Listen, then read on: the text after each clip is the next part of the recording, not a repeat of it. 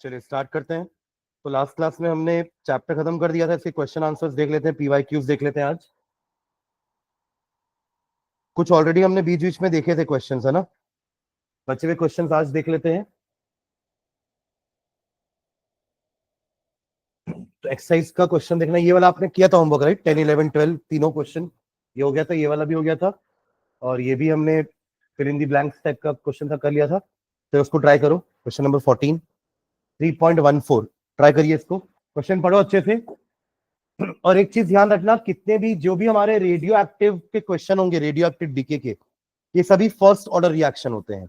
अगर नहीं मेंशन है क्वेश्चन में तो by default they are first order reactions. ठीक है, क्योंकि यहाँ कहीं लिखा नहीं है। ठीक है ना। जल्दी पढ़ो क्वेश्चन एक बार।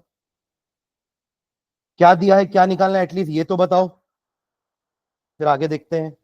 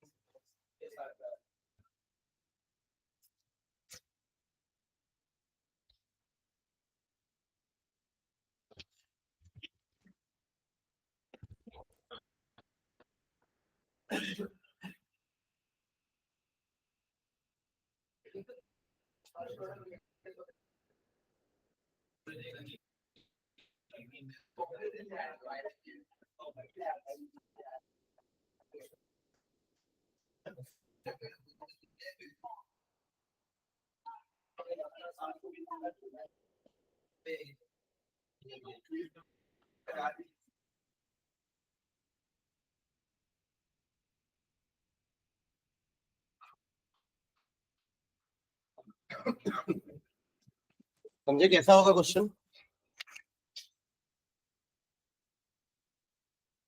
जो कहानी दिया उससे डरना नहीं है ना। The half life for a radio active DK of C14, carbon 14 सब में होता है ना।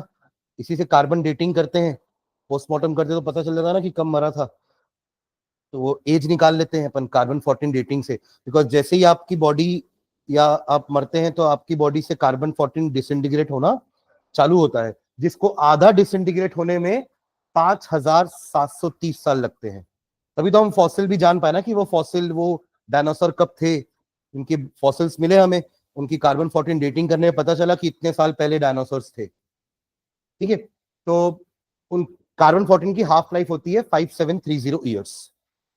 यानी कि जितना आपकी बॉडी के अंदर है उसको आधा होने में, उसका आधा होने में उसको 5730 ईयर्स लगेंगे। तो एन आर्कोलॉजिकल आर्टिफैक्ट, कोई एक चीज मिली होगी, है ना, containing wood had only 80% of the carbon 14 found in a living tree। अभी उस वक्त मतलब लिविंग ट्री में 100% था, पर उस वक्त उसके अंदर 80% बचा हुआ है, यानी कि 20% डिसइंटीग्रेट हो चुका है। ठीक है। तो estimate the age of the sample. तो आपको टाइम निकालना है एक्चुअली, बस क्या निकालना है, टी। आपके पास 100%, अभी बचा है 80%, और हाफ लाइफ दिया है तो उससे क्या निकाल लेंगे, ये क्या होता है, के, है ना। हाफ लाइफ का फॉर्मूला क्या होता है, T half is equals to 0.693 upon K. ये फॉर्मूला हम तभी यूज कर पा रहे हैं बिकॉज हमको पता है कि ये वाले रिएक्शंस फर्स्ट ऑर्डर होते हैं। तो आप लिख देना radioactive decay, radioactive decay, decay reactions are of first order. ये नहीं दिया रहेगा तो भी याद रखेंगे। ठीक है।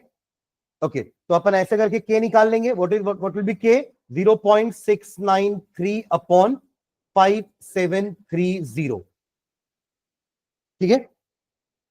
पर ईयर आएगा, यूनिट क्या आएगा, पर ईयर आएगा, क्योंकि ये ईयर्स में है ना। तो ऊपर आकर के यूनिट क्या हो जाएगी, पर ईयर। अभी इसको सॉल्व मत करो क्योंकि हमें और भी आगे निकालना है ना, पर वो टी निकालना है। तो टी क्या होता है, टी इज इक्वल्स टू 1/1 के, नहीं क्या, 2.303 अपॉन के, क्या लॉग इनिशियल विच इज 100, और अभी कितना है 80। बस यही चीज समझना था, बाकी चीज तो बहुत बन जाएगा। अब तो टी निकल जाएगा ना, ये कैंसिल होकर के आपको log 10 माइनस log 8 कर सकते हैं। log 10 आपका हो जाएगा 1 log, एक ही मतलब है ना, वही चीज है। तो आप 1/पॉइंट या 1 बाई क्या 0.8 रखोगे तो एक ही चीज आएगी, ठीक है। 1/0.8 भी तो वही हुआ ना 10/8, ठीक है। हाँ, तो अब सॉल्व हो जाएगा ये, इतना तक करके छोड़ दो, घर पे आप कैलकुलेशन पार्ट कर लेना। ये पुट कर दो यहाँ पे, तो t बराबर कितना हो जाएगा 2.303 into 5730 upon 0.693 into log 10 minus log 8। log 10 का वैल्यू 1 होता है, log 8 क्वेश्चन में दिया रहेगा। जनरली क्वेश्चन आज हम पीवाईक्यूज देखेंगे तो आपको समझ में आ जाएगा कि क्वेश्चन में कैसे log की वैल्यू दी रहती है, ठीक है। और एक तो इतना अच्छा क्वेश्चन था कि उसमें आर और के का वो आर और 2.303 का मल्टीप्लीकेशन भी दिया था। कितने अच्छे लोग हैं लोग सीबीएसई वाले, है ना। ऐसा लिखा है 2.303 आर इज इक्वल्स टू, आप लोग निकाले थे ना उस दिन, कितना बोल रहे थे 19 पॉइंट समथिंग बोल रहे थे ना, वो लिखा हुआ था आज क्वेश्चन, जब मैं चिपकाया तो मेरे को दिखा। हाँ चलो, तो log 8 कैसे निकालोगे, वही 80 का 0 देखेंगे, 80 का 0, तो log 8 आ जाएगा, दोनों को माइनस कर देना यहाँ पे और ये मल्टीप्लाई कर देना, आपको t मिल जाएगा। यहां तक कर लिए क्या, लिख लिए यहां तक, आगे बढ़ू, इसका फाइनल आंसर आप ले आना, ठीक है। नेक्स्ट देखो, क्वेश्चन नंबर 16 कर चुके हम, क्वेश्चन नंबर 16 हम कर चुके हैं। हाँ 17 देखो, 17 ये भी आपका फर्स्ट ऑर्डर रिएक्शन होता है, पढ़ो क्वेश्चन को अच्छे से। During nuclear explosion one of the product is SR, मतलब स्ट्रोंशियम होता है, जो आपका यूरेनियम होता है ना।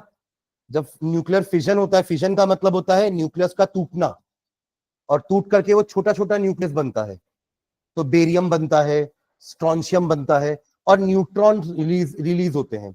यही न्यूट्रॉन जाके और यूरेनियम को हिट करते हैं, एटम बॉम्ब होता है ना, उसमें यही रिएक्शन होता है। आप लोग फिजिक्स में पढ़ोगे, अभी एटॉमिक फिजिक्स पढ़ोगे जब आप, तो आप ये चीज पढ़ोगे। न्यूक्लियर फिजन में क्या होता है, एक बड़ा न्यूक्लियस, न्यूट्रॉन आके जब उस बड़े न्यूक्लियस को हिट करता है, और वो न्यूक्लियस किस टाइप का होता है, रेडियो एक्टिव, तो जैसे ही न्यूट्रॉन उसको थोड़ा सा भी ट्रिगर करता है ना, वो टूट जाता है, फिजन हो जाता है उसका। फिजन तो पढ़े हो ना आप लोग, बायो में पढ़ते थे ना, बाइनरी फिजन। तो फिजन मतलब क्या होता है, ब्रेक होना। तो ये बड़ा यूरेनियम जिसका एटॉमिक नंबर 93 95 कुछ होता है, जिसका मास 235 होता है, वो दो छोटे छोटे न्यूक्लियस में ब्रेक हो जाता है, स्ट्रोंशियम एंड बेरियम, और साथ में वो 3 न्यूट्रॉन और रिलीज करते हैं।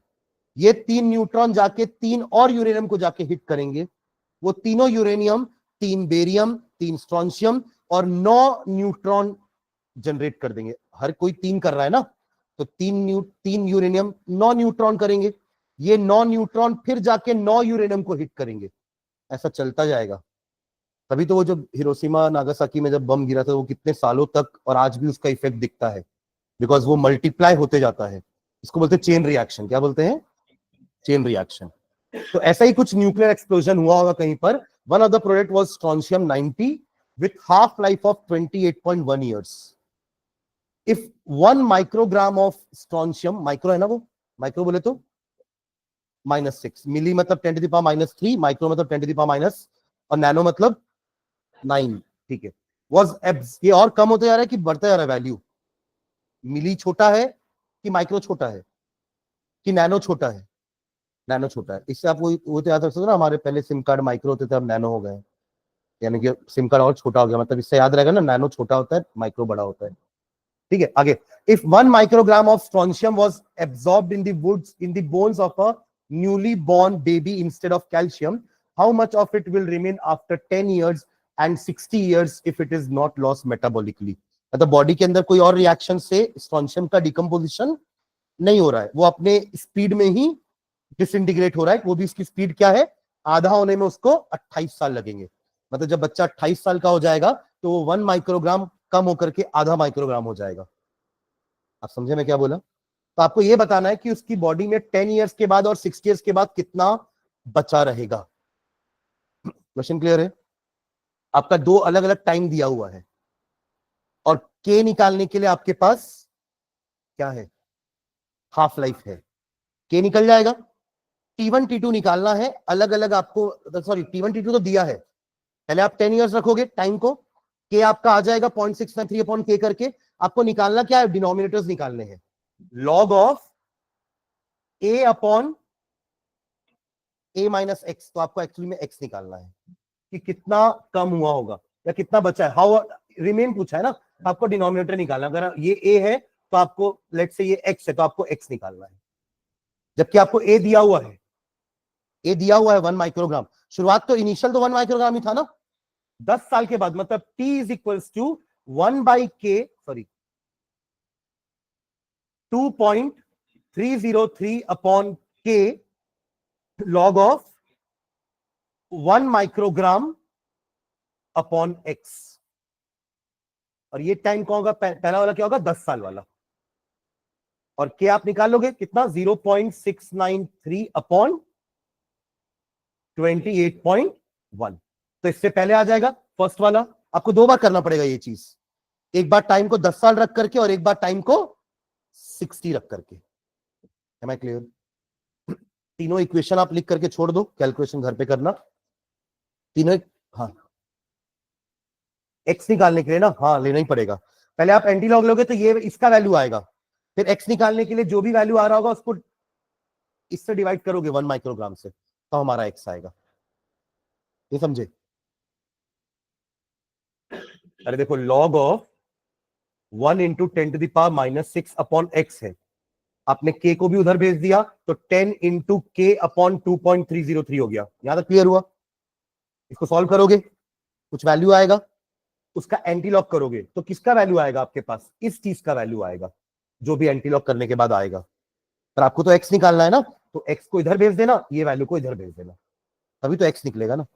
अल्टीमेटली तो एक्स निकालना है, और वो जाहिर सी बात है 1 माइक्रोग्राम से कम ही आने वाला है आंसर, क्योंकि शुरुआत ही आपने 1 माइक्रोग्राम से करी है ना, तो वो डिसइंटीग्रेट होते होते होते होते कुछ कम होगा वैल्यू।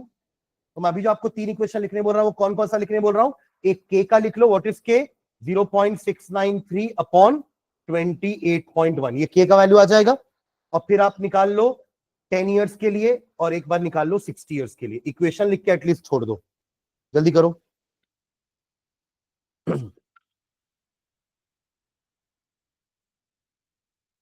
हाँ श्री, में क्या बोल रहे हो? अच्छा 1845, ये किसका आंसर बताया, पिछले वाले का आंसर था ना। हाँ 1845 ईयर्स पिछले वाले का आंसर सही है, कार्बन वाले का। मैं लिख भी देता हूं आंसर, पर आप लोग निकालेंगे, सुन रहे हो क्या? इसका आंसर आएगा आपका 1845 ईयर्स। और इस वाले का answer,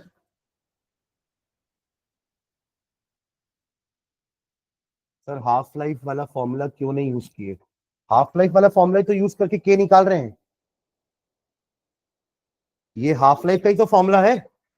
T half is equals to 0.693 upon k, तो के बराबर हो जाएगा 0.693 अपॉन टी हाफ। यही पूछ रहा है क्या? बाकी लोग करो, इक्वेशन निकालो।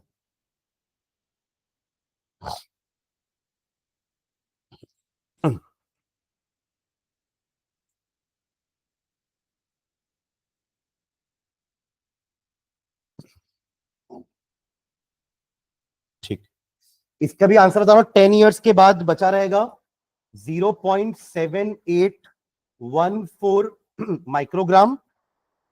और 60 इयर्स के बाद कितना बचना चाहिए, any guesses?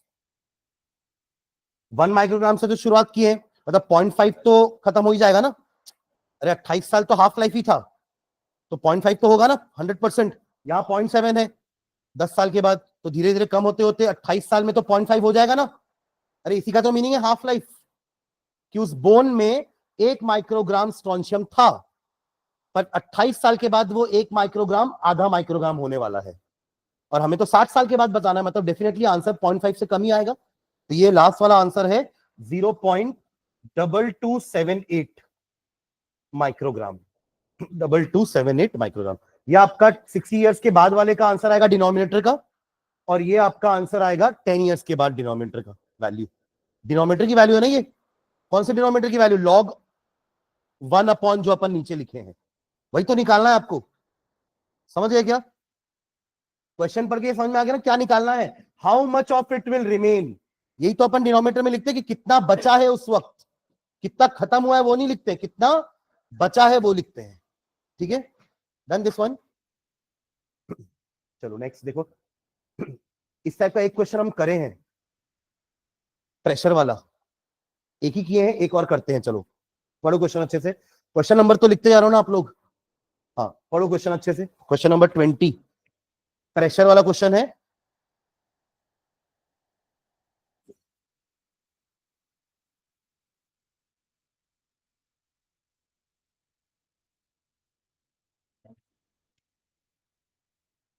For the decomposition of azo isopropane, azo अपन कहां पढ़े हैं, क्या नाम था उसका, डाइएजो, सैंडमेयर में फर्स्ट चैप्टर मतलब। नहीं नहीं नहीं नहीं नहीं नहीं, तू पहले सॉल्यूशन बोल रहा था। तो एजो वो एजियो था, वो एजियोट्रॉप्स थे जिन, हाँ क्या होते चल बता दे, तो कब याद रहेगा फिर।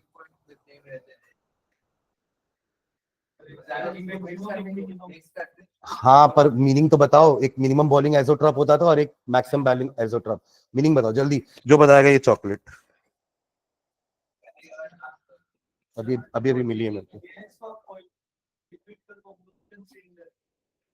और थोड़ा सा अच्छा क्लोज आया है। और आपका जो मिक्सचर है वो एक प्योर सॉल्यूशन की तरह बिहेव करता है ना, it behaves like a pure solution, और इसका बॉइलिंग पॉइंट कांस्टेंट हो जाता है। यानी कि ऐसा नहीं कि मिक्सचर के दोनों कंपोनेंट अपने अपने बॉइलिंग पॉइंट पे बॉइल होंगे, एक ऐसे पर्टिकुलर कॉम्पोजिशन पे ऐसा होता है कि at a particular composition that mixture behaves like a pure compound. Pure compound का तो एक ही बॉइलिंग पॉइंट होता है ना, मिक्सचर के अलग अलग बॉइलिंग पॉइंट होते हैं कंपोनेंट के हिसाब से। जैसे आपने अल्कोहल और वाटर ले लिया, तो अल्कोहल अपने बॉइलिंग पॉइंट पे बॉइल होगा, पानी रुका रहेगा तब तक, क्यों, क्योंकि उसका बॉइलिंग पॉइंट आया नहीं है, और जब पानी का बॉइलिंग पॉइंट पहुंचेगा तो पानी अपने बॉइलिंग पॉइंट पे बॉइल होगा। समझ रहे हैं क्या, ऐसा एजियोट्रॉप में नहीं होता है। एजियोट्रॉप में एक पर्टिकुलर मिक्सचर का कॉम्पोजिशन पे the mixture behave like a pure compound, it it it will evaporate या it will boil at a constant temperature, और वो टेम्परेचर दोनों की वैल्यू से कम भी हो सकता है, मिनिमम बॉइलिंग एजियोट्रॉप, और दोनों की वैल्यू से ज्यादा होता है मैक्सिमम बॉइलिंग एजियोट्रॉप। ठीक है, तो वो एजियोट्रॉप था। सैंड में पढ़े थे diazo, diazonium chloride, N double bond N था, तो ये एक्चुअली आपका कंपाउंड है, ये है एजो तो आ गया। और ये पता है ना आप लोग को आइसोप्रोपेन क्या होता है, मतलब प्रोपेन है, पर वो आइसो वाले को किस क्या बोलते थे, देखो आप ऐसे नॉर्मल आइसोप्रोपेन नहीं बना पाओगे, ये तो हमेशा प्रोपेन ही बनेगा। पर आइसोप्रोपेन यहां क्यों बोल रहा है कि वो इस कार्बन से अटैच नहीं है, वो इस कार्बन से अटैच है, लाइक दिस।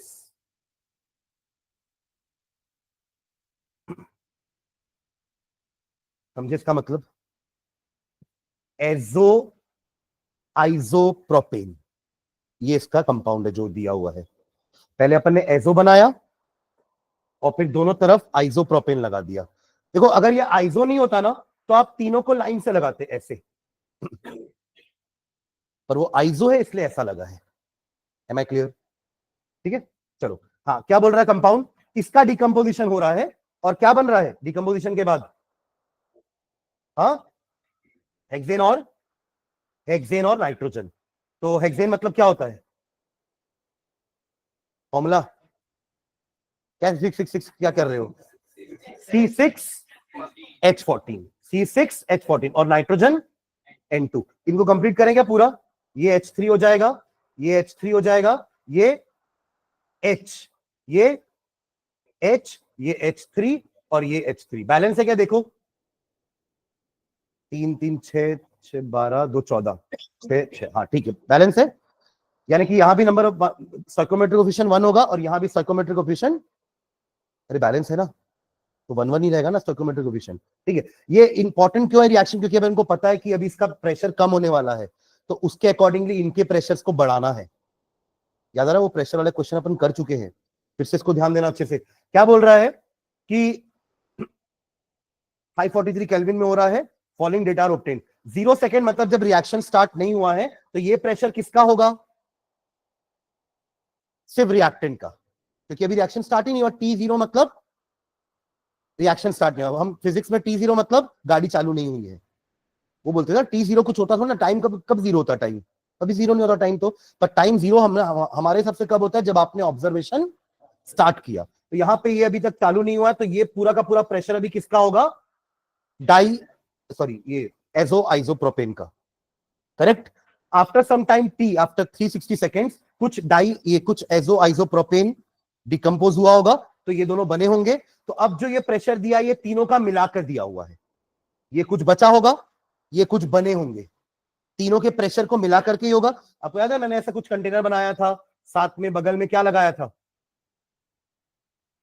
मल्टीमीटर। किसने बोला मल्टीमीटर? फिजिक्स पढ़ रहे हो क्या, इलेक्ट्रिसिटी? क्या पढ़े थे यहाँ पे, मैनोमीटर। क्या बनाए थे यहाँ पे, मैनोमीटर, जो प्रेशर मेजर करेगा। तो ये जो भी यहाँ पे पहले अकेला सिर्फ एजो आइसोप्रोपेन था, तो ये जो 35 mmHg आ रहा था, वो किसके कारण था, सिर्फ एजो आइसोप्रोपेन के कारण। बट अब 360 सेकेंड के बाद कुछ नाइट्रोजन और हेक्सेन बना होगा ना, तो अब जो यहां पर गैस है वो तीनों मिला करके है गैस। पहले अकेला एजो आइसोप्रोपेन था, पर अब तीनों हो चुके हैं। तो ये जो प्रेशर आएगा आपका 54, वो तीनों का मिला करके होगा। समझ गए क्या? और आफ्टर 720 सेकेंड प्रेशर इतना हो गया, क्योंकि और गैसेस बनती जा रही हैं। ये देखो, ये एक मॉलिक्यूल डिकम्पोज हो रहा है, तो ये दो बन रहे हैं, जाहिर सी बात है प्रेशर बढ़ेगा। अरे हाँ है ना, एक टूट करके दो बन रहे हैं ना, तो मॉलिक्यूल दो हो गए तो प्रेशर भी बढ़ेगा, राइट। तो अपन ने इसको कैसे स्टडी किया था, याद करना कि अगर आप इसको पी नॉट बोल रहे हो, इनिशियली ये दोनों 0 0 है, और ये वैल्यू एक्चुअली में क्या है अपनी 35, ठीक है। अगर इसका pressure for example after some time T, इसका प्रेशर अगर हाँ एक्स से कम हो रहा है, तो इनका प्रेशर एक्स से बढ़ेगा। ये स्टोइकोमेट्रिक कोफिशिएंट के कारण ही मैंने एक्स एक्स लिखा है। अगर यहाँ पे ट्वाइस होता या ये भी ट्वाइस होता, तो हम 2x लिखते। इसलिए हमारा बैलेंस केमिकल इक्वेशन इस टाइप के क्वेश्चन में इंपॉर्टेंट है। बिना बैलेंस केमिकल इक्वेशन के ये नहीं लिख पाते। याद आया यहां तक? Now T minus x plus x plus x after T is equals to 360 seconds, कितना है ये वैल्यू, 54। समझ गए यहां तक?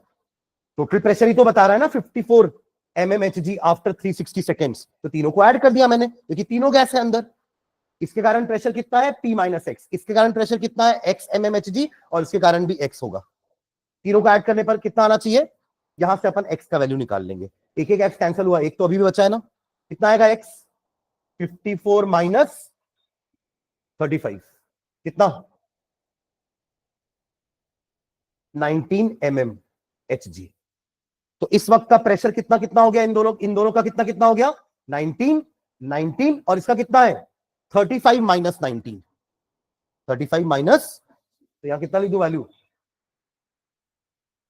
16, 35 माइनस 19, ठीक है, हो गया। अब अपना आ जाए फॉर्मूले में, क्या होता है हमारा रिएक्शन का ये वैल्यू के का, k is equals to what is k, 2.303 upon T log of, अभी तक अपन ए नॉट अपॉन ए लिखते थे क्योंकि वो कंसंट्रेशन था, अब क्या लिखेंगे, टी नॉट अपॉन टी, यानी कि इनिशियल प्रेशर अपॉन उस वक्त का रिएक्टेंट का प्रेशर। तो कितना हो जाएगा ये, 35 अपॉन 16, 19 तो आप कम वाला बता दिए कि 19 से कम हुआ है, पर अपन नीचे क्या लिखते हैं, उस वक्त का कंसंट्रेशन, उस वक्त का प्रेशर, यानी कि बस यही चीज बताना था मेरे को कि कुछ लोग 19 बोलेंगे, 19 से तो कम हुआ है, अभी कितना है, समझ गए क्या?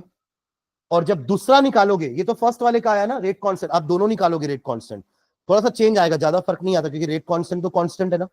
पर आप दूसरे से भी निकाल के देखना कितना वैल्यू आएगा, और दोनों का एवरेज कर देना, ये हमारा फाइनल आंसर हो जाएगा। समझ रहे हैं मैं क्या बोल रहा हूं?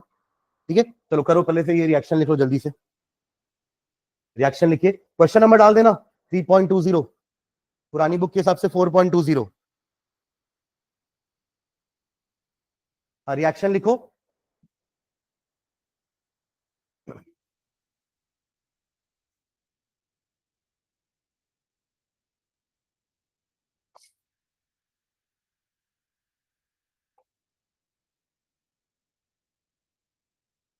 सेम ऐसे लिख लो नीचे P, अभी 35 मत लिखना, इक्वल टू, यहां मैं आपको समझाने के लिए लिखा था, इनिशियल प्रेशर इज P, इनका प्रेशर 0 0, आफ्टर सम टाइम इसका प्रेशर अगर x से कम होगा तो इनका प्रेशर x से बढ़ेगा।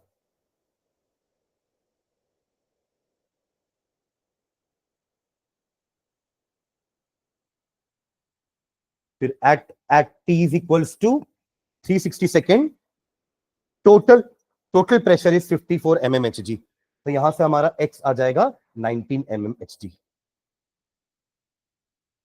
नीचे याद रखना, नीचे x नहीं लिखते, नीचे a माइनस एक्स लिखते हैं, याद है, log of a upon a minus x, तो नीचे a माइनस एक्स लिखा जाता है ना कि x, और आप लोग x बोले 19, तो आप हमको करना पड़ेगा 35 माइनस 19, सुन रहे हैं क्या, 35 माइनस 19 विच इज 16।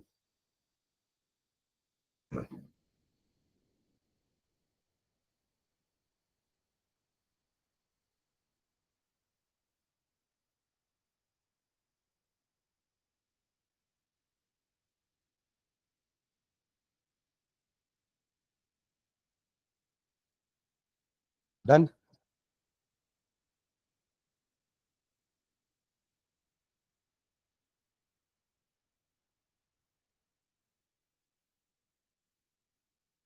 आपकी बुक में ना इसके लिए एक फॉर्मूला दिया हुआ है, ये सीधा ये निकालने का फॉर्मूला मैंने ऐसा करके निकाला कि एकदम बेसिक है, कभी गलती नहीं होगी। तो आपकी बुक में एक फॉर्मूला दिया हुआ है,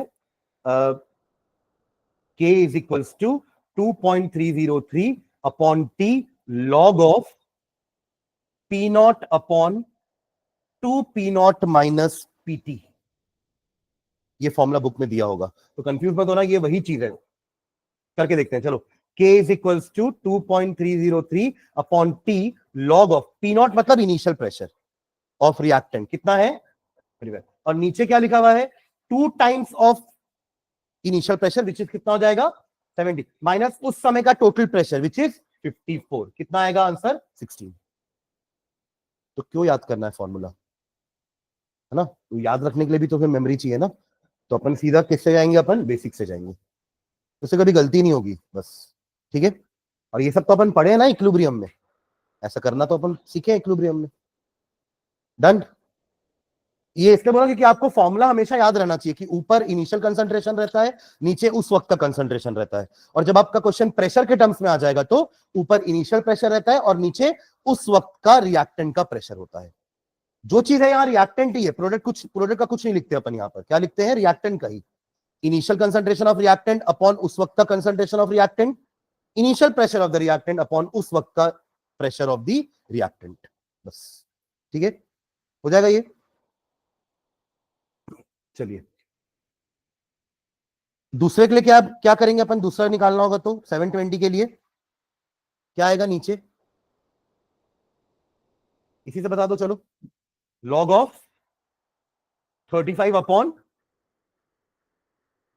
70 माइनस कितना था प्रेशर 63, 7 आ जाएगा, यानी लॉग 5, लॉग, यस और नो, अरे ये 7 हो जाएगा, 35/7 इज 5, लॉग 5, 50 का 0 देखेंगे लॉग 5 आ जाएगा। डन, ठीक है, तो ज्यादा फर्क नहीं आ रहा, देखो जब आपने जब 360 सेकंड्स के लिए के निकालोगे ना तो वैल्यू आ रही है 2.175 इंटू 10⁻³ पर सेकेंड, ये K1 बोल दो इसको, और जो सेकेंड टाइम में आप के निकाल रहे हो वो वैल्यू आ रही है 2.235 इंटू 10⁻³ पर सेकेंड, लगभग सेम है, समझ रहे हैं ना, ठीक है। चलो आगे बढ़ते हैं, अब ये बन जाएगा, ये वैसी क्वेश्चन है एक और, ठीक है, ये होमवर्क रखना 21, ये ग्राफ वाला क्वेश्चन है, इस टाइप का क्वेश्चन अपन लास्ट क्लास में किए, एक बार पढ़ के देखो जल्दी से। The rate constant for the decomposition of hydrocarbons is, क्या दिया हुआ ये, के, दिस इज के, एट 546 केल्विन टेम्परेचर दिया हुआ है, if the energy of activation is this, what is this, EA, what will be the value of pre exponential factor, क्या निकालने बोल रहा है, हाँ हाँ, वो तो हमारा वो फैक्टर है, fraction of molecule having energy greater than और इक्वल टू EA, और उसके आगे एक और लगता है ना, प्री एक्सपोनेंशियल का मतलब क्या होता है, एक्सपोनेंशियल के पहले, अरे प्रीफिक्स ए, क्या है वो, ए। अरे ये था ना equation, k is equals to A e to the power minus E A upon R T. नहीं आ रहा, नहीं याद आ रहा लॉग वाला, तो एटलीस्ट ये तो याद होना चाहिए। नहीं ये भी याद नहीं है तो अगले क्वेश्चन में बढ़ जाना, ये मतलब नहीं ना टाइम वेस्ट करने का, ठीक है। तो वो फॉर्मूला याद करने की जरूरत भी नहीं है लॉग वाला, सीधा आप यहां से चालू करो। लॉग लेना आता है अपन को, दोनों साइड लॉग ले लेंगे, प्रॉपर्टी लगा दो, हमारा इक्वेशन आ जाएगा। क्यों इतना बड़ा इक्वेशन याद रखना है, समझ रहे हैं क्या। तो k is equals to A to the power minus E R T होता है, दोनों साइड लॉग ले लेंगे, क्या आएगा, ln k is equals to ln a minus E A upon R T. चलेगा, एक स्टेप छोड़ दिया हूं मैं, ln e is equals to 1 जम करके सामने आएगा, ऐसा रहेगा। अब आपको यहां पर क्या क्या दिया हुआ है, इसको उसमें भी कन्वर्ट करते हैं ना लॉग वाले में। तो log of k is equals to log of a minus E A upon 2.303 RT. समझ गए क्या हुआ ये। तो 2.30 को डिवाइड नहीं करते हैं, मल्टीप्लाई ही करते हैं, वो तो हमने बाद में डिवाइड कर दिया तो वो नीचे आ गया। इसमें कोई डाउट है क्या स्टेप में, पक्का 100%। आगे बढ़े। अब ये दिया है हमको, के दिया है ना, ये निकल जाएगा लॉग के, लॉग ए हमें निकालना है, एंटी लॉग करना पड़ेगा मतलब लास्ट में।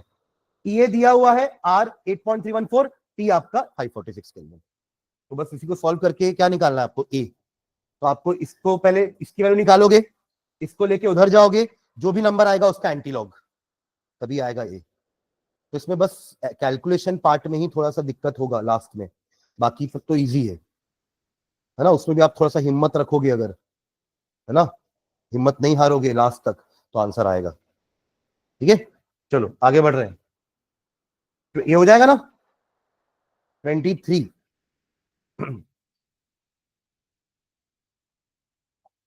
ये पढ़ के देखो जल्दी से, बनेगा क्या question. Consider a certain reaction A give products with के दिया हुआ है, कौन सा ऑर्डर रिएक्शन है, first order. Calculate the concentration of A remaining after 100 seconds. तो यहां पर अगर के का वैल्यू में ये यूनिट आपकी मोल पर लीटर पर सेकेंड दी होती, फर्स्ट जीरो ऑर्डर होता ना भाई, जीरो ऑर्डर में तो के का यूनिट रेट के बराबर होता है ना। अरे रेट इज इक्वल्स टू के, बस यही तो है जीरो ऑर्डर। तो दोनों का यूनिट सेम नहीं होगा, अगर दोनों का वैल्यू सेम आ रहा है तो यूनिट भी तो सेम आएगा ना, ठीक है ना। तो क्योंकि देखो हमने हर क्वेश्चन ना फर्स्ट ऑर्डर से ही किया है, आज तक अपन ने किसी भी एनसीईआरटी में कोई क्वेश्चन जीरो ऑर्डर का दिया ही नहीं था, हमने जीरो ऑर्डर क्वेश्चन किए ही नहीं है। तो क्वेश्चन ये आकर के यूनिट ये आ गई तो अब हमको आदत तो जीरो फर्स्ट ऑर्डर की ही है, तो हम गलत कर देंगे अपना, 100% गलत करेंगे। आप सीधा क्या लगाओगे पता है, आप यही वाला फॉर्मूला लगाओगे, T is equals to 2.303 upon K log of A upon A minus X, और गलत हो जाएगा क्योंकि ये तो जीरो ऑर्डर रिएक्शन है, और आप जो इंटीग्रेटेड रेट इक्वेशन लगा रहे हो ये फर्स्ट ऑर्डर का है।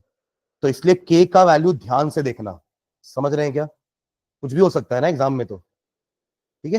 हाँ तो चलो ये फर्स्ट ऑर्डर है।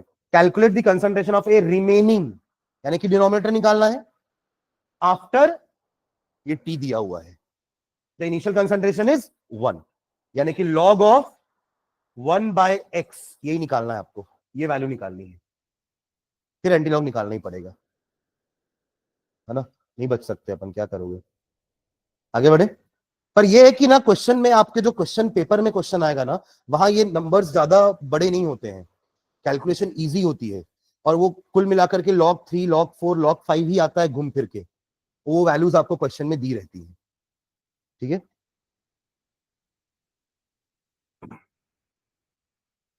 ये भी देखो एक बार, sucrose decomposes in acidic solution into glucose and fructose, ये पढ़े थे ना अपन, ये किस टाइप का रिएक्शन थे जल्दी बताओ।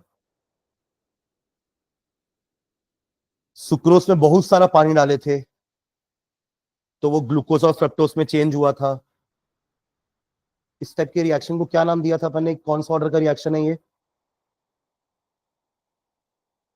लिखा है first order, but exactly first order नहीं था ये, क्या था ये, फर्स्ट ऑर्डर के सामने एक वर्ड लगाए थे अपन, हाँ सूडो फर्स्ट ऑर्डर, सूडो, क्योंकि एक रिएक्टेंट जब एक्सेस में लिया जाता है तो उसकी कोई वैल्यू ही नहीं रह जाती है। अब आप उसको कितना भी और बढ़ा लो, उसके कारण रेट में कोई चेंज नहीं आएगा। समझ रहे ना? तो ये उसी कंडीशन पे वो second order reaction behaves like a first order reaction. मतलब अगर आपने सुक्रोज के साथ थोड़ा थोड़ा पानी शुरू में लिया होता ना, तो वो शायद सेकेंड ऑर्डर रिएक्शन होता, बट आपने इनिशियली ही पानी बहुत ज्यादा ले लिया है। तो हमने पढ़ा है कि सूडो फर्स्ट ऑर्डर रिएक्शन क्या होते हैं, जो ओरिजिनली सेकेंड ऑर्डर रिएक्शन थे, but at a certain condition. और वो कंडीशन क्या थी?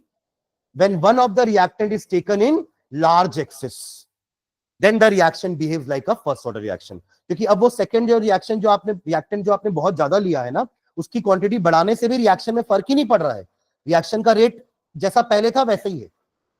एक्सपेरिमेंटली पता चला ना हमको कि एक बार एक रिएक्टेंट को बहुत ज्यादा लेने के कारण अब आप उस रिएक्टेंट को बढ़ा भी रहे हो तो उससे रेट में कोई फर्क नहीं आ रहा है। तो वो क्या बन गया? Pseudo first order reaction.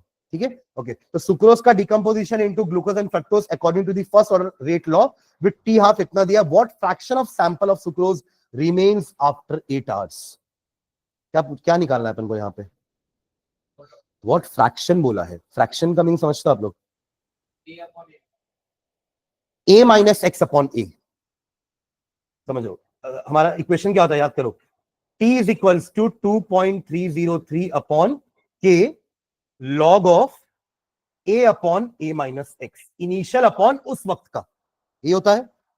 तो आपको पहले तो ये निकालना है पूरा।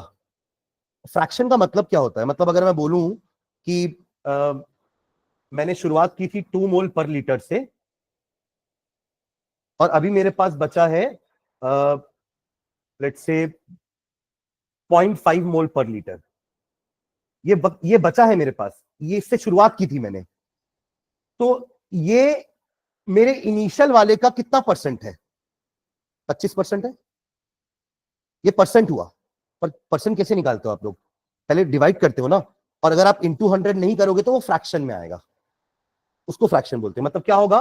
0.5 अपॉन 2 ऐसे निकाला जाता है फ्रैक्शन ऑफ मॉलिक्यूल या fraction of reactant remained fraction में। अगर आप इसको इंटू करोगे 100 से तो आपका 25% आएगा, और अगर नहीं करोगे तो ये कितना आएगा? 0.25। 0.25 आएगा ये 0.25। तो ये फ्रैक्शन होता है। आपने इंटू 100 कर दिया तो वो परसेंटेज में कन्वर्ट हो गया। तो परसेंटेज निकालने से पहले आप फ्रैक्शन ही निकालते हो। सुन रहे हैं क्या? Am I clear? मतलब आप सोचो, आप अपना परसेंटेज कैलकुलेट कर रहे हो, 12th का रिजल्ट आया, आप परसेंटेज कैलकुलेट कर रहे हो, है ना, और आपका आया है 400 आउट ऑफ 500 और आप गलती से 100 मल्टीप्लाई करना भूल गए, तो आपका तो हार्ट अटैक आ जाएगा परसेंटेज देख के। इतना परसेंट किसी का कैसे हो सकता है? तो ये फ्रैक्शन है। These are the fraction of marks you got out of 500, और इसको इंटू 100 कर दोगे तो क्या आ जाएगा? परसेंटेज आ जाएगा। तो घबराना नहीं है, इंटू 100 करना भूल गए थे, है ना? समझ गए क्या? तो यहां पे आपको फ्रैक्शन में पूछा है बस। मोल फ्रैक्शन नहीं याद है आपको? मोल फ्रैक्शन कैसे निकालते थे? Number of moles upon total number of moles. तो यहां भी वही करना है, reactant left upon total reactant taken, यही निकालना है। यानी कि आपको ये नहीं निकालना है इसका रेसिप्रोकल। आप a upon a minus x बोले थे,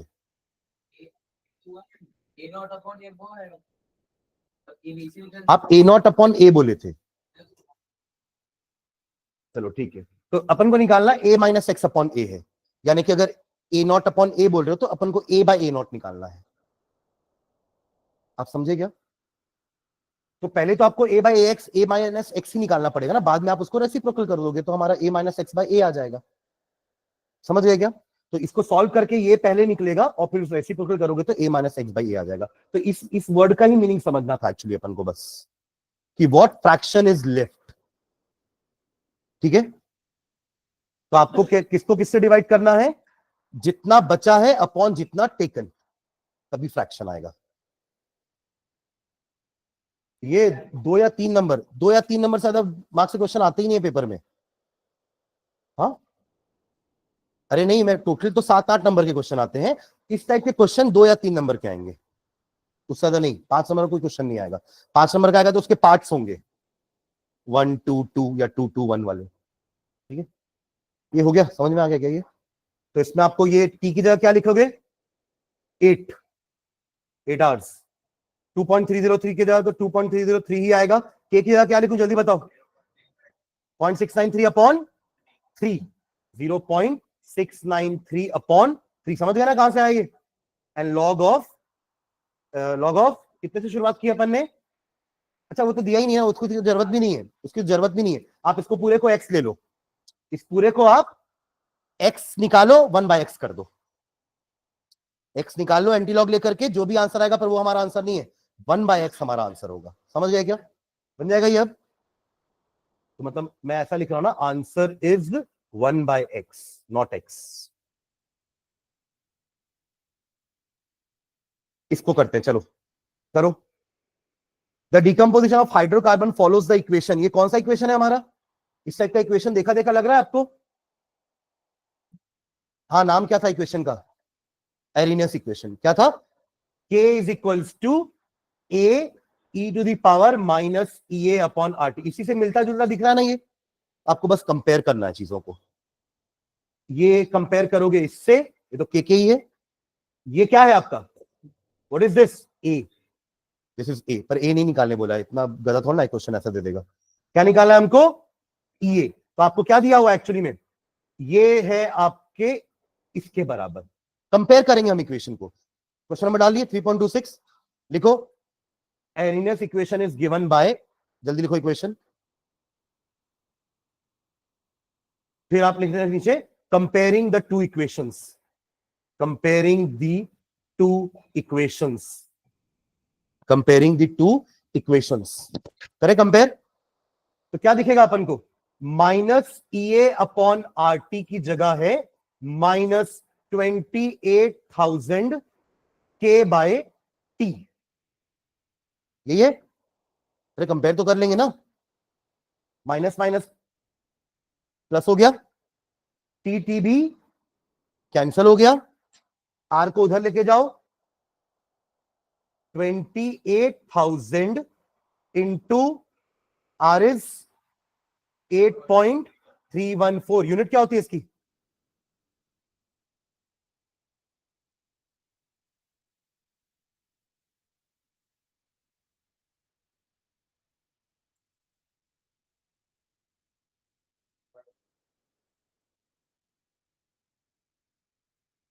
बताओ ना, छूट रहा है कुछ?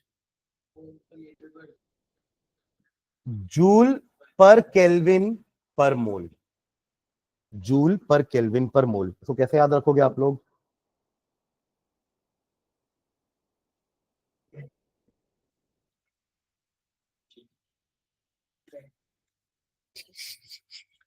ये याद है कि आप लोग को PV is equals to NRT, ideal gas equation. और ये क्या होता है हमारा? वर्क, थर्मोडायनेमिक्स वाला। अरे प्रेशर वॉल्यूम वर्क, और वर्क का यूनिट क्या होता है? जूल। एन और टी को नीचे भेज दो। What is an? Number of moles. What is T? Temperature. याद रहेगा? लिख लो कहीं पे, नहीं याद रहेगा मेरे को पता है। तो आर का यूनिट होता है जूल पर केल्विन पर मोल, ऐसे याद रख सकते हो, ठीक है? हाँ चलो आगे बढ़ते हैं। और क्या है यहां पर? ये मैंने आर को इधर लेके आया, 28,000 पहले से था, और यहाँ पे के है, तो ये के और पर के कट जाएगा ना? अरे वो पर केल्विन है और ये केल्विन है, कट जाएगा ना? तो हमारा आंसर सही है, जूल पर मोल में आना भी चाहिए क्योंकि एनर्जी है। एनर्जी का यूनिट क्या होगा? जूल पर मोल या किलो जूल पर मोल। बस अब इसको मल्टीप्लाई करना है, बस हो गया हमारा आंसर। आगे हो जाएगा मल्टीप्लाई। तो बहुत बड़ा नंबर आएगा तो उसको किलो जूल में कन्वर्ट कर देना, है ना, क्योंकि बड़ा नंबर आएगा तो लिखने में अच्छा नहीं दिखेगा वो। तो उसको डिवाइड बाय 1000 कर देना, तो आपका आंसर जूल पर मोल की जगह किलो जूल पर मोल हो जाएगा। जल्दी निकाल के बताओ कितना आ रहा है, टैली करते हैं आंसर।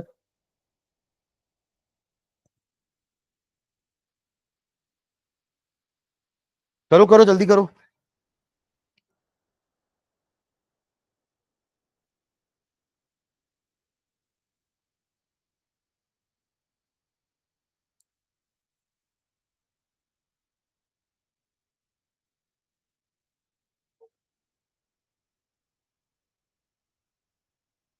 क्या क्या क्या? नहीं नहीं 2 3 कुछ आना चाहिए।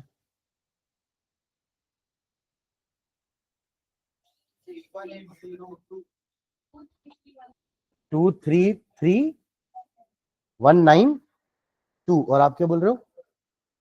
2 3 1 8 0 2। आप लोग सब अलग अलग टेबल पढ़े हो क्या बचपन में? ये 2 नंबर को जब 2 लोग मल्टीप्लाई करेंगे तो आंसर 2 अलग अलग कैसे आ सकता है? इसका मतलब यही है कि आपने टेबल अलग पढ़ी, आपने टेबल अलग पढ़ी है बचपन में।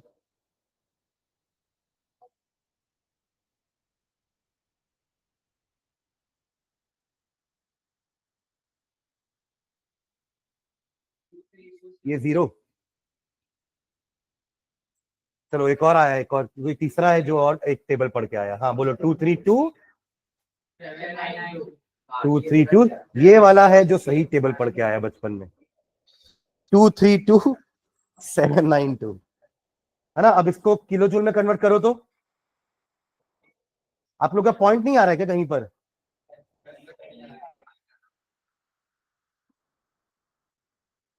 अरे तो पॉइंट तो लगाओ। आप 2 नंबर को मल्टीप्लाई करो, उसमें एक नंबर में डेसिमल पॉइंट्स है, तो आपका आंसर डेसिमल में आना चाहिए ना। तो बताओ ना।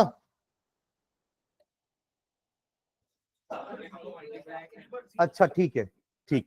Sorry, my my mistake. है ना। अब इसको 1000 से डिवाइड करोगे तो क्या आएगा आंसर? 232.79 kilo joule. ऐसे इसको जूल पर मोल भी लिखोगे तो चलेगा, बट वो अच्छा नहीं दिखता इतना लंबा लिखना। तो वो 232.79 किलो जूल पर मोल। कैसे करते हो आप लोग मल्टीप्लाई यार?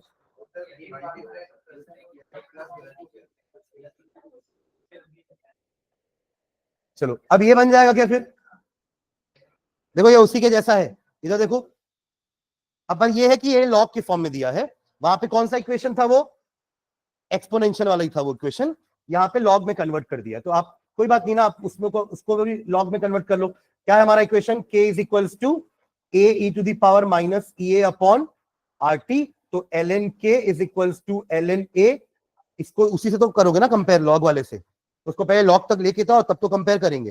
तो L N A minus E A upon R T, और लॉग ऑफ के आप कंपेयर कर सकते हो, is equals to log of A, ये लॉग ऑफ ए है, minus E A upon 2.303 R into T. ये आपका ये है। हो जाएगा? अब तो बन जाएगा ना। बस फर्क इतना ही था कि वहां पे अपन एक्सपोनेंशियल वाले इक्वेशन को कंपेयर करके ये निकाले। यहां पे भी आपको देखो पहले ये निकालना है, पर यहां पे एक क्वेश्चन और आ गया है। At what temperature will its half period be 256? What temperature will its half period be 256 minute?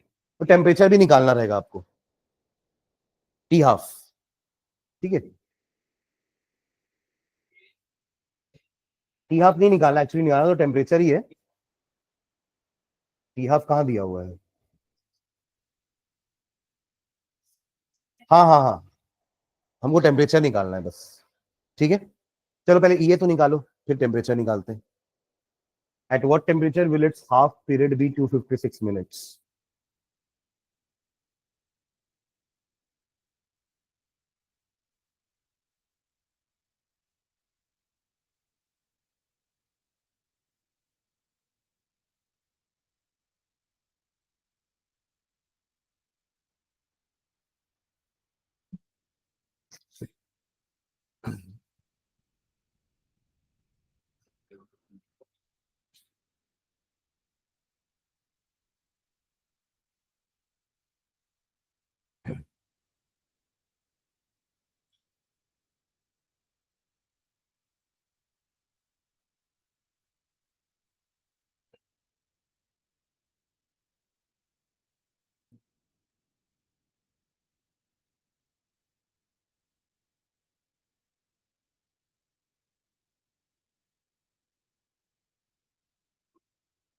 के निकालने के लिए एक्चुअली 256 दे दिया आपको ना, half life.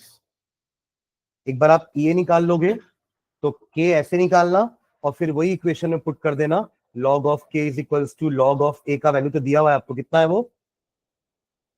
14.34 minus 1.25 into 10 to the power 4 के बाई टी। तो टी निकल जाएगा। ठीक है,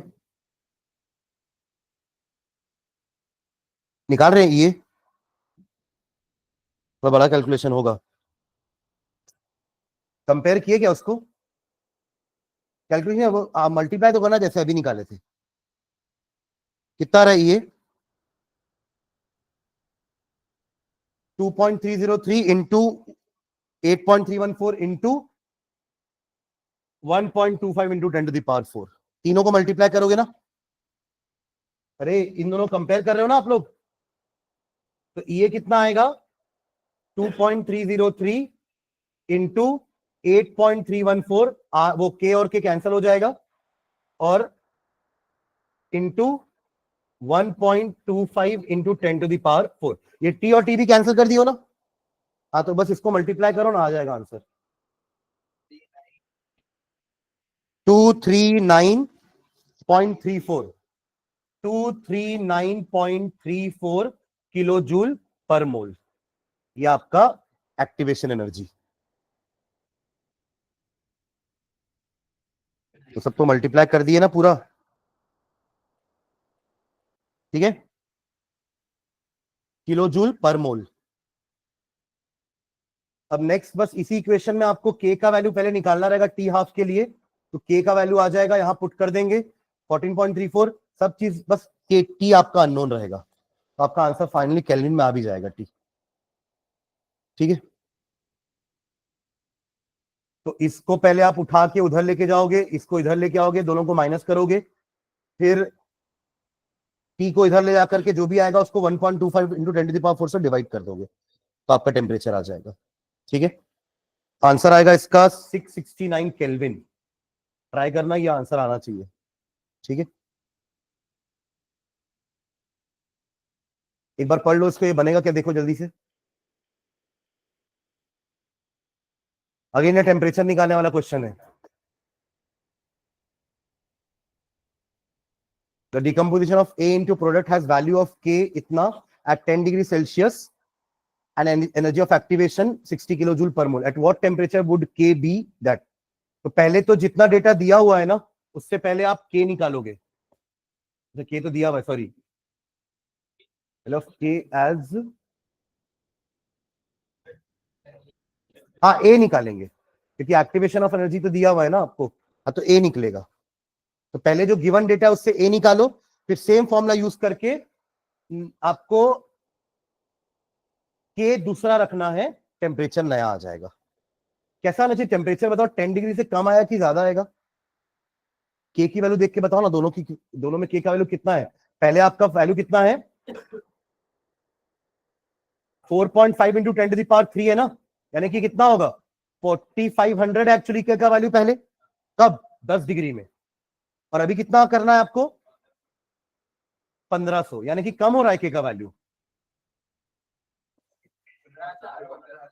अच्छा हाँ सॉरी, 40 है ना, हाँ ठीक है, यानी कि टेम्परेचर ज्यादा आना चाहिए ना, क्योंकि टेम्परेचर बढ़ाओगे तब तो के बढ़ेगा, टेम्परेचर कम कर दोगे तो के का वैल्यू कम हो जाएगा। ठीक है, तो ये आपका टेम्परेचर आ जाएगा। इसका भी मैं आपको आंसर बता दे रहा हूँ, ये आंसर आएगा आपका 24 डिग्री सेल्सियस।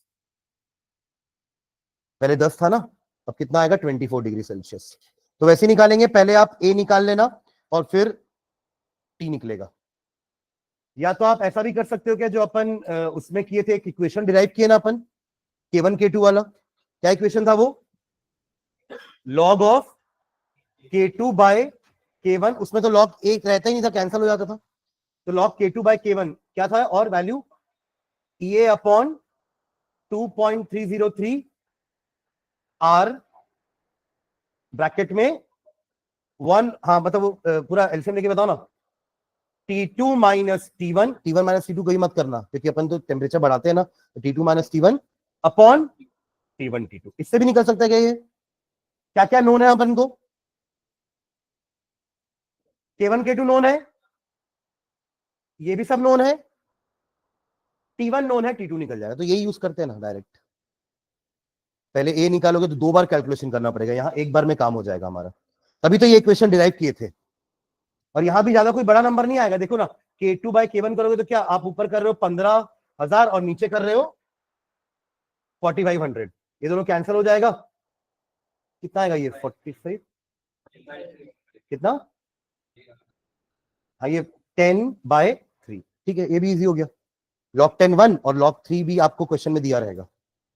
2 3 4 5 तो दिया रहता है क्वेश्चन में, समझ गए क्या? बन जाएगा ये क्वेश्चन। आंसर ये है 24 डिग्री। बाप रे। Time required for 10% completion of first order reaction at 298 Kelvin is equal to that required for its 25% completion at 308 Kelvin. If the value of A is calculate K at, ये try करना, ठीक है, homework रहेगा ये, और इसको पढ़ो।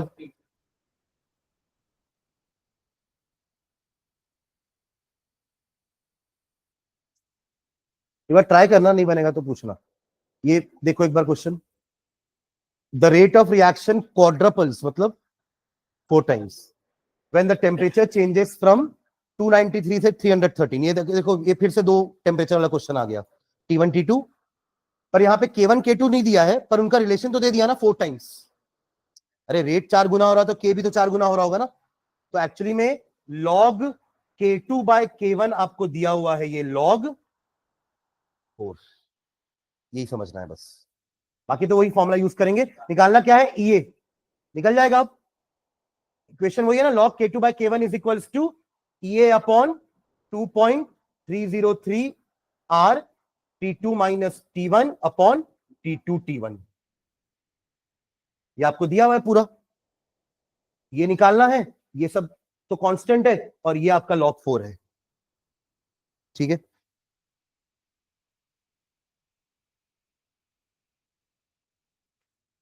चलो ये बताओ तो जल्दी से, डे 1 का क्वेश्चन है अपना ये। For the reaction X plus 2Y gives P, the differential form of equation of the rate law is,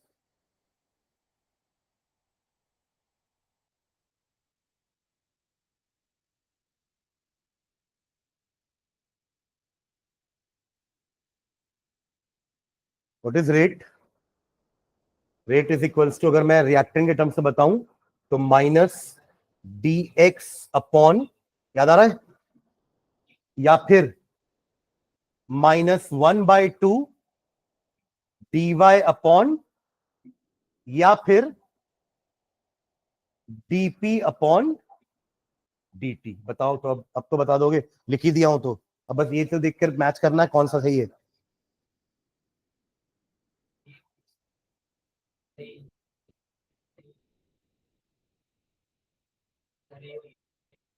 हाँ यही होगा, बस ये 2 को इधर लेके चले गए, है ना। अरे हाँ है ना, यही तो लिखा हुआ है ना, बस इस फॉर्म में लिखा हुआ है, तो ये आएगा। समझे कि नहीं यार क्वेश्चन? ये बनाए थे ग्राफ। हाँ जी, हाँ फॉलिंग ग्राफ तो बताओ ना, उसका वो सब क्या था, स्लोप क्या था, इंटरसेप्ट क्या था? D, sure. देखो ना 2.30 तो कहीं भी नहीं है, जबकि एक हमारा 2.303 आ रहा था, ये वही था। ये किस इक्वेशन का बना है ग्राफ?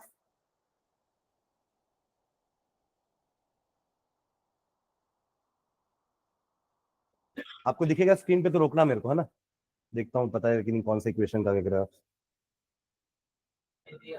हाँ ये वाला, कहाँ पे? ये इस ग्राफ, इस इक्वेशन का ग्राफ बना है। तो ये हमारा हो गया y is equals to m x plus c। तो log a is the intercept, minus EA upon 2.303 R is slope. तो ऑप्शन कौन सा है? तो 2.303 तो एक ही में दिख रहा है ना, तो और कोई ऑप्शन हो ही नहीं सकता फिर, है ना। एक आध और कंफ्यूज करने के लिए देना चाहिए था उनको, तो कंफ्यूज होते ना, ठीक है। चलो देखो तो next question, define molecularity of the reaction. ये क्या होता है? ये नंबर है, it is the number of molecules जो एक साथ कोलाइड करेंगे, simultaneously collide to bring about the reaction. और मॉलिक्यूलरिटी किसकी होती है? एक एलिमेंट्री रिएक्शन की। It has got no meaning for a complex reaction. Step reaction क्या होता है? कॉम्प्लेक्स रिएक्शन क्या बोलते हैं उसको अपन? Complex reaction. State any one condition in which a bimolecular reaction may be kinetically of first order. SN2 कहां से आ गया? अच्छे से पढ़ो, अच्छे से पढ़ो, 2 बार पढ़ो। State any one condition in which a bimolecular reaction, यानी कि जो रिएक्शन सेकेंड ऑर्डर का था पर वो फर्स्ट ऑर्डर का बन गया। तो ऐसे बताया तब समझ में आएगा, रीड करनी समझ में नहीं आ रहा है, इंग्लिश नहीं आता है आप लोग को। जो बाइमोलिकुलर होना चाहिए था उसको, but may be of kinetically first order, तो इसका मतलब तो यही हुआ ना कि वो 2 होना चाहिए था बट वो 1 हो गया। ऐसा अपन कहां पढ़े हैं? सूडो में। तो उसकी कंडीशन क्या थी? हाँ, कि when one of the reactant is taken in excess, बस यही है उसका, एक लाइन का आंसर है कि the condition is when one of the reactants is taken in excess. ठीक है, जल्दी सॉल्व करो उसको। ऑर्डर निकालना है, ये बनना चाहिए क्वेश्चन। वो 3 नंबर का क्वेश्चन इतना इजी वाला, और ये वाला कितने नंबर का क्वेश्चन था? ये 2 नंबर का क्वेश्चन था, और इसका आंसर 3 लाइन का ही है। 2 लाइन में आप मॉलिक्यूलरिटी डिफाइन करोगे और 1 लाइन में वो लिखोगे कि when one of the reactant is taken in excess. ज्यादा लग रहा है तो एक एग्जांपल भी दे दो, खुश हो जाएगा चेक करने वाला। कौन सा एग्जांपल? वही सुक्रोज वाला या वो इथिल एसीटेट वाला। बता था ना, एस्टर जब हाइड्रोलाइज होगा तो अल्कोहल और एसिड मिलेगा, एस्टरिफिकेशन का उल्टा, हाइड्रोलिसिस ऑफ एस्टर। चलो, बिना सॉल्व किए बता पाओगे क्या? क्या NO2 कहां है? मतलब ऐसा बोल रहे हो आपकी रेट इज इक्वल्स टू के NO के ऊपर आप बोल रहे हो 2 लगाऊं और Br2 के ऊपर 1, ऐसा बोल रहे हैं? बाकी लोग क्या बोल रहे हैं? सही है ये? देख लो आप, बाकी सॉल्व करना है, मैंने आपको बताया ना, इसको सॉल्व करके दिखाना है। वही 3 इक्वेशन बनाओगे तीनों एक्सपेरिमेंट का, और डिवाइड कर करके आप अल्फा और बीटा का वैल्यू लेके आओगे। अरे वही 10 11 12 जैसे ही तो है। हाँ, तो NO का कंसंट्रेशन आपने यहाँ पे ट्रिपल किया है, कीपिंग Br2 कांस्टेंट, तो रेट 9 टाइम्स हो गया है, मतलब स्क्वायर हुआ है। 3 का स्क्वायर 9 होता है ना, तो सही है, ये तो स्क्वायर होगा। कोई डाउट किसी को यहां पर? और इसको ले ले, इसको कांस्टेंट रखा है हमने, क्या रखा है इसको हमने? कांस्टेंट। इसको ट्रिपल किया है तो ये भी ट्रिपल हुआ है। नो चेंज होता तो 0 रखते आप पावर में, पर ट्रिपल हुआ है ना, तो 3 टाइम करने पर 3 टाइम हो रहा है, मतलब डायरेक्टली प्रोपोर्शनल, तो पावर 1। ठीक है, तो ऑर्डर क्या हो गया? ऑर्डर पूछा है आपसे, रेट लॉ तो लिखने बोला ही नहीं है, पर रेट लॉ लिख के ही तो ऑर्डर लिखोगे ना। तो ऑर्डर इज 2 + 1 दैट इज 3। ये हो गया हमारा फर्स्ट पार्ट का आंसर। अच्छा, what is order with respect to NO2 NO, हाँ, तो फिर 2 and 1 लिखेंगे, तो आंसर क्या होगा? 2 and 1। तो आप ऐसा लिख देना, order with respect to NO is equals to 2, order with respect to Br2 is 1। ठीक है, कैलकुलेट द रेट कांस्टेंट। अब तो आपके पास अल्फा बीटा आ चुका है ना, आप कोई भी एक्सपेरिमेंट का डेटा ले लो और के निकाल लो, निकालो जल्दी से, क्या होगा रेट? कौन सा वाला? 1 वाला ले, क्या इजी है, ज्यादा कैलकुलेशन नहीं करना पड़ेगा। तो 1 × 10⁻³ यस और नो इज इक्वल्स टू के निकालना है। हाँ, 0.05 का 0.05 का स्क्वायर इंटू 0.05, बस यही तो करना है, सॉल्व किया जाएगा। कितना आएगा के? ये 10⁻³ है, और ये क्या आएगा आपका? ये क्यूब ही हो गया ना पूरा, तो 5 × 5 × 5 होता है आपका 125, बट 10⁻², 10⁻², 10⁻² इंटू 10⁻⁶। ये समझे क्या किया मैंने? मैंने 5 को ना 5 × 10 मतलब 0.05 को मैंने 5 × 10⁻² लिख दिया, लिख सकते हैं? 0.05 को मैंने 5 × 10⁻² लिखते हैं, यस और नो? अब 5 का क्यूब कर दो तो 125 आया, और 10⁻² भी तो 3 बार होगा, तो 10⁻6 हो गया। ये ऊपर जाएगा तो 10⁻³ हो जाएगा पूरा, यानी कि 1000/125। 1000 अपॉन कितना आएगा, जल्दी बताओ?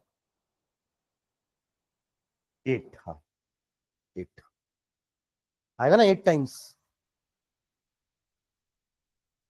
Determine the rate of reaction and concentration of NO, एक नया एक्सपेरिमेंट आपको करने बोल रहा है अब, कि अब एक्सपेरिमेंट में NO का वैल्यू 0.4 लेना है, यहां कहीं नहीं लिया 0.4, और Br2 का वैल्यू 0.2 लेना है, तो रेट ऑफ रिएक्शन क्या आएगा? तो R इज इक्वल्स टू बोलो, तो वैल्यू बता दो ना, आप तो निकाल लिए हैं। 8 इंटू 0.4 का स्क्वायर इंटू 0.2, बताओ क्या आएगा आंसर। 8 इंटू, हाँ हाँ 0.16 into 0.2, final answer 32 into 8। 32 into 8 कितना होता है?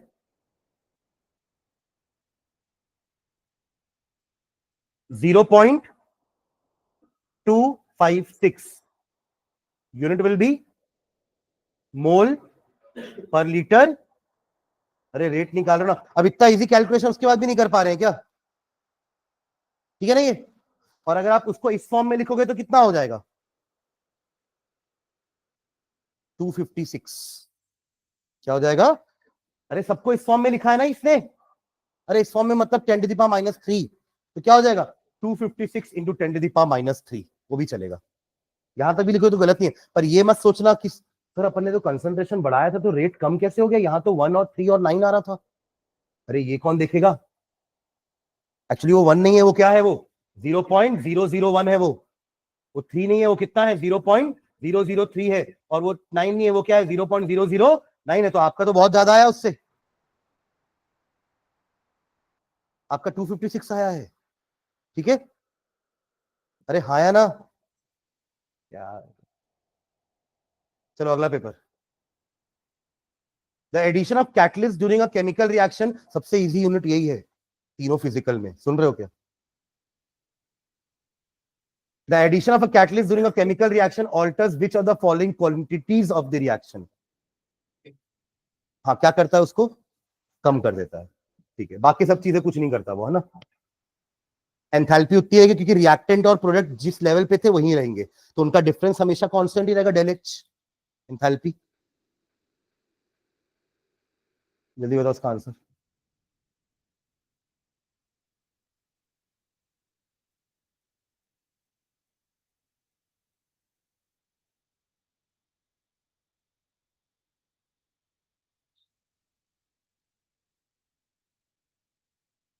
हाँ डबल करने पे 8 टाइम्स हो रहा है, तो 2 का पावर 3 होगा। कोई डाउट?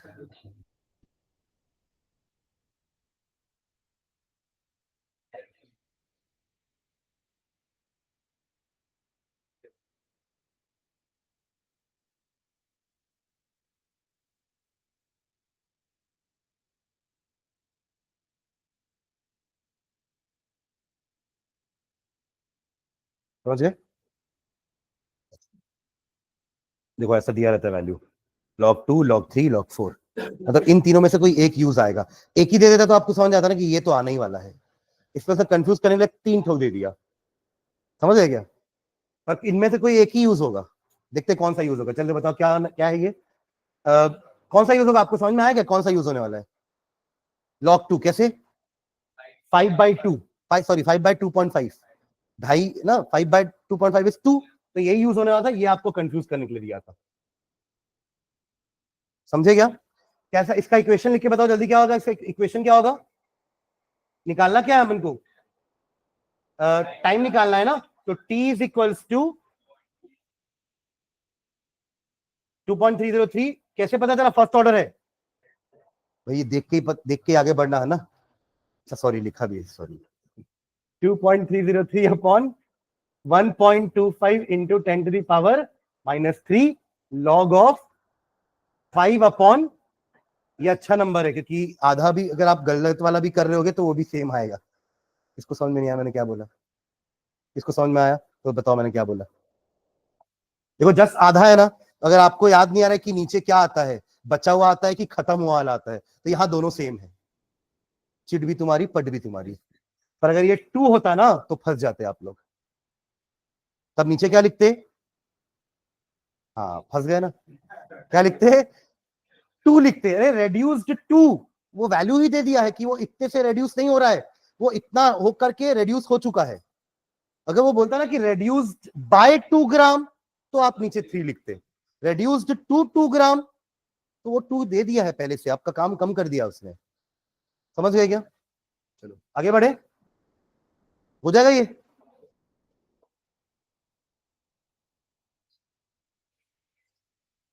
अभी इस तरह क्वेश्चन किए हैं, बस एक ट्रिपल की जगह क्या था वहां पर, क्वाड्रपल्स था। तो आप लॉग K2/K1 को क्या लिए, देखो ये एक ही वैल्यू दिया था, आपको समझ में आना चाहिए लॉग 3 आने वाला है कहीं ना कहीं, और वो कहाँ आएगा, लॉग K2/K1 वाला वैल्यू एक्चुअली में लॉग 3 आने वाला है, तभी उसने लॉग 3 का वैल्यू दिया हुआ है। समझे क्या? और आगे क्या है क्वेश्चन, निकालना क्या है हमको, EA निकल जाएगा ना, ये वाला फॉर्मूला आएगा हमारा, EA अपॉन 2.303R, बाकी अपना T2 माइनस T1 चलने वाला है ना, T2 minus T1 upon T1 T2। बस ये ध्यान रखना कि उसको डिग्री सेल्सियस से केल्विन में कन्वर्ट करना बस। हाँ, तो मल्टीप्लीकेशन नीचे गड़बड़ हो जाएगा ना, डिफरेंस तो हमेशा 10 ही आएगा, आप उसको केल्विन में करके करो या बिना केल्विन में करके करो, डिफरेंस तो 10 ही आना, नो डाउट, बट नीचे का वैल्यू तो अलग अलग हो जाएगा ना, इसलिए केल्विन में करके ही करना, क्योंकि आपका ये जो आर है ना, ये केल्विन वाला वैल्यू है, जूल पर केल्विन पर मोल, तो आप यहाँ डिग्री सेल्सियस नहीं ले सकते। ठीक है, हो जाएगा ये। नेक्स्ट पेपर, तो आप देख रहे हो हर पेपर में कितने क्वेश्चन है, ये 3 नंबर का है, ये 2 नंबर 5, और 2 वो आ रहे हैं एमसीक्यूज, या असर्शन रीजन भी आया है, एक में आया है असर्शन रीजन भी, तो 7 मार्क्स का आ रहा है क्वेश्चन।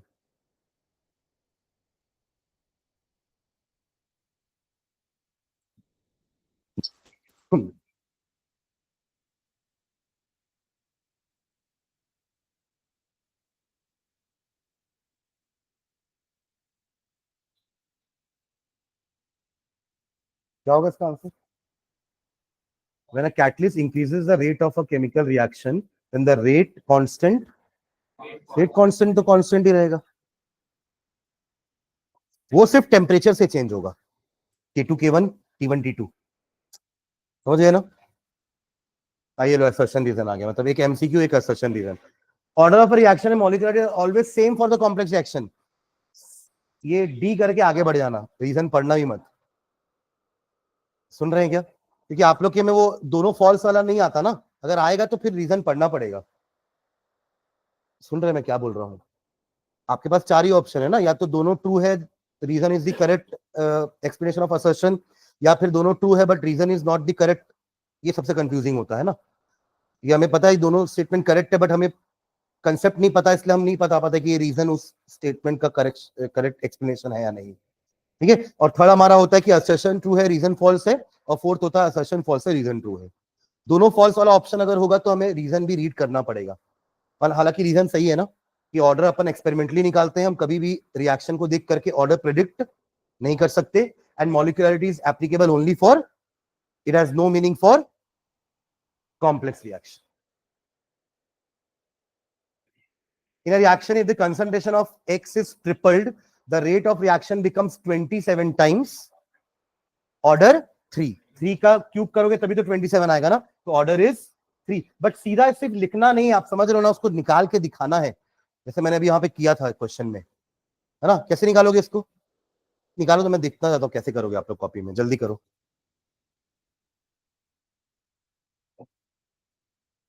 आपको आंसर पता है, बस उसको तरीका सही करना है लिखने का, मतलब कैसे हम करेंगे। If the concentration of X is tripled, the rate of reaction becomes 27 times.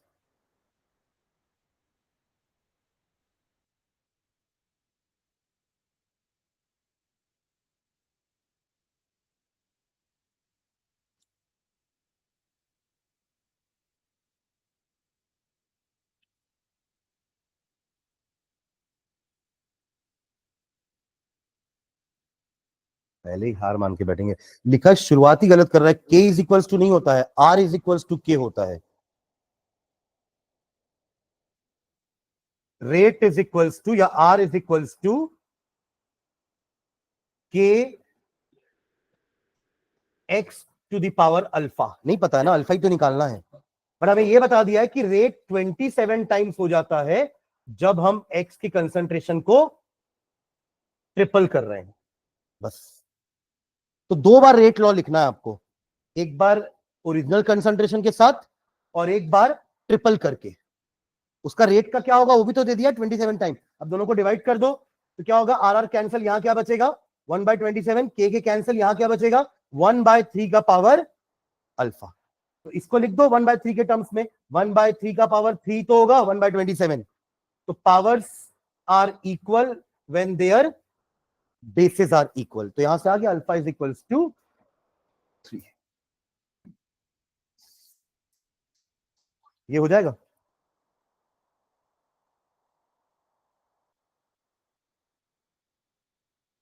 अभी तो देखे थे ना सूडो, और एक अब देखो यहाँ पे एग्जांपल भी पूछ लिया, इससे मैंने बोला कि वो दोनों एग्जांपल याद रखना।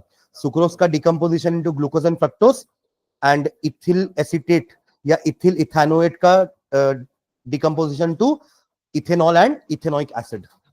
जिस अल्कोहल और जिस एसिड से वो एस्टर बना है, हाइड्रोलाइज होने के बाद उन्हीं को वापस दे देगा। समझ गए क्या? एस्टर कैसे बनता है, अल्कोहल और एसिड को मिलाकर के। अभी अल्कोहल पढ़ेंगे तो फिर पूछूंगा मैं। अल्कोहल की प्रॉपर्टी में आना चाहिए ना ये रिएक्शन, क्योंकि अल्कोहल से एस्टर बना रहे हैं, ये उसकी प्रॉपर्टी में आना चाहिए एस्टरिफिकेशन में। फिर एसिड में फिर से आएगा ये रिएक्शन, कार्बोक्सिलिक एसिड जब पढ़ेंगे तो फिर से ये प्रॉपर्टी आएगी कि एसिड में अल्कोहल मिलाओगे तो एस्टर बनेगा। अभी यहां पढ़ोगे अल्कोहल में एसिड मिलाओगे तो एस्टर बनेगा, वहां पढ़ोगे एसिड में अल्कोहल मिलाओगे तो एस्टर बनेगा, पर वो तो दोनों में सेम चीज रही है। A first order reaction is 25% complete in 40 minutes. Calculate the value of rate constant. निकल जाएगा इतने डेटा से रेट कांस्टेंट, है ना? इतना डेटा से के निकाल सकते हैं अपन। के इज इक्वल्स टू, जल्दी बोलो, 2.303 अपॉन 40 लॉग ऑफ 20% कंप्लीट। बचा कितना? 100%। Very good, 100/75। बचा हुआ लिखना है, कंप्लीटेड नहीं लिखना है, ठीक है ना? तो इससे क्या आ जाएगा? फिर क्या बोल रहा है, in what time will the reaction be 80% complete. तो अब तो के निकाल लोगे यहां से, तो यहां अब बताओ क्या रहेगा, 2 पॉइंट अपॉन अपॉन के। हाँ टाइम, अच्छा वो आप के यहां लेके आ रहे हो, ठीक है, तो फिर टी यहां रखेंगे, मैं टी सोच रहा था। चलो लॉग ऑफ 100/20, ठीक है। तो ये वाला टाइम हमको निकालना है। इसका 25% कंप्लीशन का टाइम हमें दिया हुआ है, हमें 80% कंप्लीशन का टाइम निकालना है। निकल जाएगा अब तो, ठीक है। देखो इसमें भी लॉग की वैल्यू दी हुई है आपको, 3 4 2 3 4 5। इससे इजी क्वेश्चन नहीं आएगा एग्जाम में, है ना, जो आपसे इक्वेशन ही पूछ रहा है कि what is the correct mathematical expression of Arrhenius equation, C, ये वाला है ना, k is equals to a e to the power minus e a upon RT। जल्दी बताओ। In a graph of zero order reaction, पहली बात तो zero order में लॉग तो होता ही नहीं है, तो ये तो पहले ही काट देना। लॉग तो अपन फर्स्ट ऑर्डर में पढ़े हैं ना। आप बताओ, इतना तो काम आसान कर दिया। अभी भी समझ में नहीं आ रहा आप लोग को? इतना इतना टाइम लगा सोचने में, जब दिख रहा है फॉलोइंग स्लोप है तो माइनस ही होगा ना। और अभी किसी ने अगर इक्वेशन लिख कर देख रहे होते और y is equals to mx plus C लेकर आते होते और खुश होते सर हमारा आ गया माइनस के, तो तुमसे बड़ा बेवकूफ कोई नहीं है। आपने टाइम वेस्ट किया अपना। सीधा फॉलोइंग ग्राफ देख करके के तो हो ही नहीं सकता ना भाई, पहले इसको एलिमिनेट करेंगे फिर इसको। सही आंसर मत निकालना, गलत आंसर एलिमिनेट करना, तो सही बचेगा ना फिर। चलो ये हो जाएगा ना, define the terms order of reaction. तो आपको लिखना है कि it is the sum of exponents to which the reactants are raised. पर ये सब कहां हो रहा है? In the rate law. एक एग्जांपल लिख के दिखा देना ज्यादा बेटर है आप, क्योंकि स्टेटमेंट मेरे को पता आप ये सेम नहीं लिख पाओगे एग्जाम में। तो एटलीस्ट एग्जांपल लिख करके एक रिएक्शन यहां लिख देना कि a plus B give C plus D. तो रेट इज इक्वल्स टू, अगर k A to the power alpha होता है, B to the power beta होता है, तो order is alpha plus beta. तो कम से कम आधा नंबर तो दे देगा वो आपको। उसको समझ गया कि वो, मतलब आपकी भावना समझ जाएगा वो। इसको आता है पर बेचारा एक्सप्रेस नहीं कर पा रहा है उसको, ठीक है। पर क्या है ये कि it is the sum of, what is sum of exponents to which the reactant molecules are raised in a rate law, in a rate law, ठीक है। और एक्टिवेशन एनर्जी अपन ने कल ही परसों डेफिनेशन लिखी, it is the extra amount of energy है ना, which is required to cross that threshold energy. और थ्रेशोल्ड एनर्जी क्या होती है? ये वो एनर्जी जो चाहिए टू की रिएक्शन हो जाए, समझ रहे हैं ना? तो ये एक्टिवेशन चाहिए थ्रेशोल्ड तक पहुंचने के लिए, और थ्रेशोल्ड चाहिए रिएक्शन होने के लिए। ठीक है, ये तो अपने एनसीईआरटी का क्वेश्चन आ गया। ये किया ना अपन 99.9 और 90 वाला, 99.9 होने के लिए 10 टाइम्स ऑफ हाफ लाइफ ना, आ जाएगा। मतलब प्रूफ क्या करना है? T of 99.9% is equals to 10 times of T half. ये अपन इस टाइप के 2 क्वेश्चन किए क्लास में। हाँ, लास्ट पेपर, जल्दी करो, जल्दी बताओ।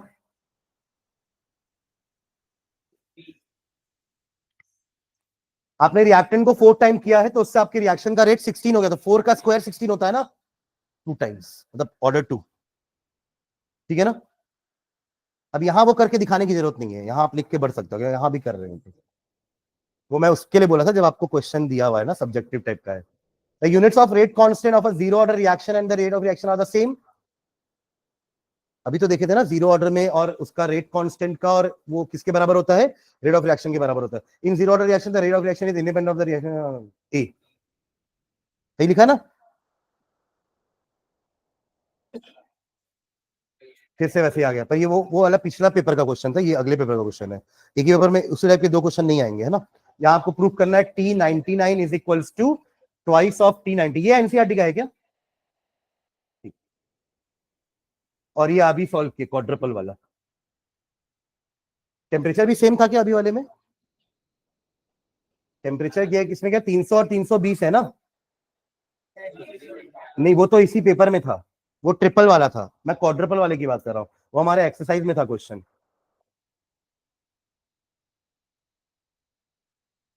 क्वेश्चन नंबर 30 था शायद। 293 और 313 है, बस टेम्परेचर चेंज किया, पूरा क्वेश्चन सेम है ना? 293 से 313 को क्या कर दिया है? 320 से 340, जो भी किया होगा। हाँ ठीक है ना, हो जाएगा। चलो, थैंक यू। नेक्स्ट क्लास से अल्कोहल फिनॉल ईथर पढ़ेंगे, और मीनवाइल केमिकल काइनेटिक्स रिवाइज करेंगे।